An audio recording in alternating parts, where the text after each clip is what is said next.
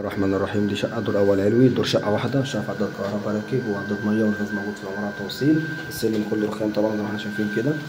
الدور شقة واحدة، شقة مساحتها 120 متر، 3 أوض وريسبشن، تشطيب ما شاء الله عليه زي ما احنا شايفين كلها جبسن بورد بالكامل. معانا ريسبشن ما شاء الله عليه قطعتين ونص مرتاح. الشقة جانبي من شارع 16 وشارع الإدارة وشارع التأمين.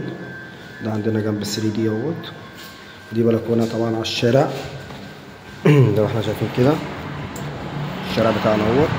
الشقة قريبة لشارع 16 عمومي وشارع التأمين وشارع الإدارة. الموقع بتاعها ممتاز جدا، قريبة لجميع الخدمات. تشطيب ما شاء الله عليه مش محتاج أي مصروف خالص كده. زي ما احنا شايفين الشارع كلها ليد فلات.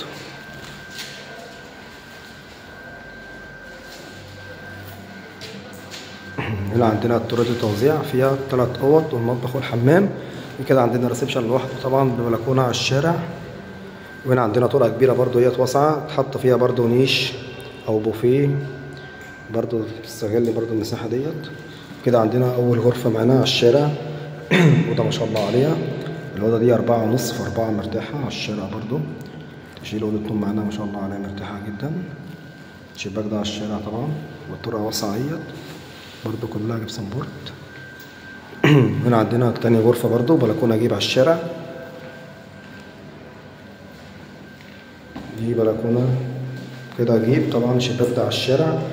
كده عندنا 3 قطع على الشارع. مش محتاجة أي مصروف ما شاء الله عليها، تشطيب روعة جدا. هنا عندنا الأوضة التالتة برضو. دي الوحيدة اللي على منور خاص يعني في المطبخ والحمام. أوضة برضو ما شاء الله عليها 4 في 3 برضو زي ما احنا شايفين كلها جبس. شباك طبعا ده منور عالي طبعا. هنا طبعا الشقة، هنا المطبخ والحمام. كده عندنا الحمام طالما تمام كله هو راكب.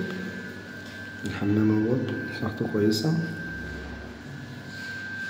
وهنا عندنا المطبخ برضو ما شاء الله عليه يشيل جميع الأجهزة معانا مرتاحة. تلاجة غسالة بوتاجاز. هنا التلاجة وهناك البوتاجاز والغسالة طبعا. الصرف اهوت موجود تحت رخامة. المطبخ ما شاء الله عليه مرتاح جدا. الشقة 3 أوض وريسبشن، مطبخ وحمام، عداد كهرباء وعداد مية والغاز موجود في العمارة على التوصيل.